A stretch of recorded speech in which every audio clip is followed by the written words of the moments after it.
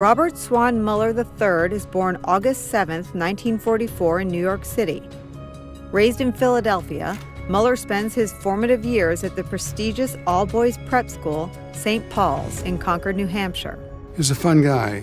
It was not somebody that would dominate conversation among students, among the guys, but he was attentive, engaged, fun to be around.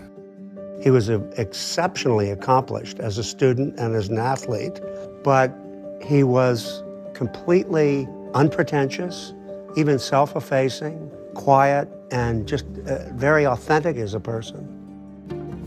At St. Paul's, an emphasis is placed on athletics, and Muller joins the lacrosse, soccer, and hockey teams. He was a great leader.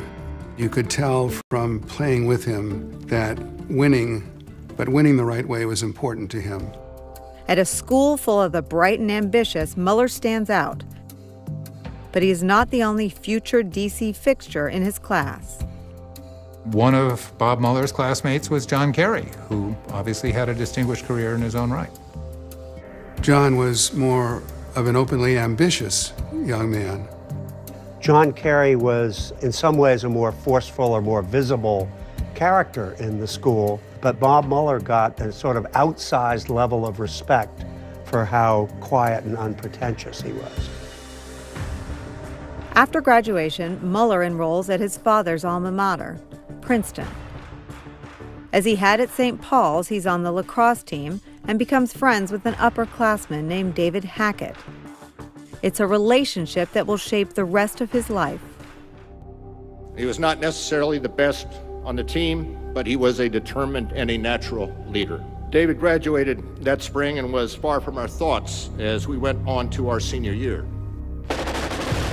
In 1965, Hackett graduates and volunteers to fight in the still burgeoning conflict in Vietnam.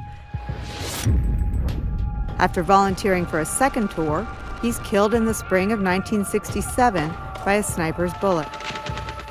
One would have naturally thought that the life of a Marine and David's death in Vietnam would argue strongly against following in his footsteps. But many of us saw in him the person we wanted to be, even before his untimely death. And a number of his friends and teammates joined the Marine Corps because of him, as did I. While many of his peers avoid serving, Bob Muller decides to enlist. It is well known that it was in some ways a poor person's war, and the idea of a St. Paul's and Princeton person being in that mix, they were pretty rare. I remember hearing that Bob had volunteered to go to Vietnam. I didn't know why, but I thought it seemed very much in keeping with his character. Muller ships out to Vietnam and assumes command of an infantry platoon.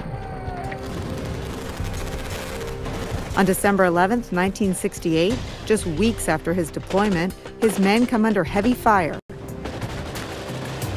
He is awarded a Bronze Star for combat valor.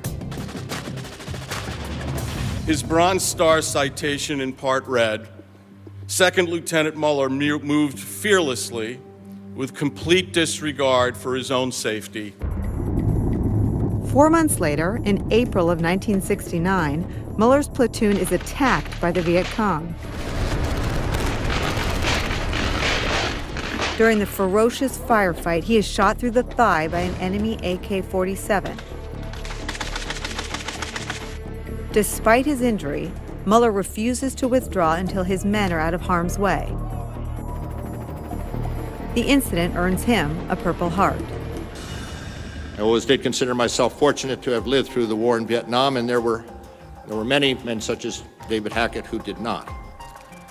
And in some sense, you feel that you have been given a second lease on life, and you want to make the most of it to contribute in some way.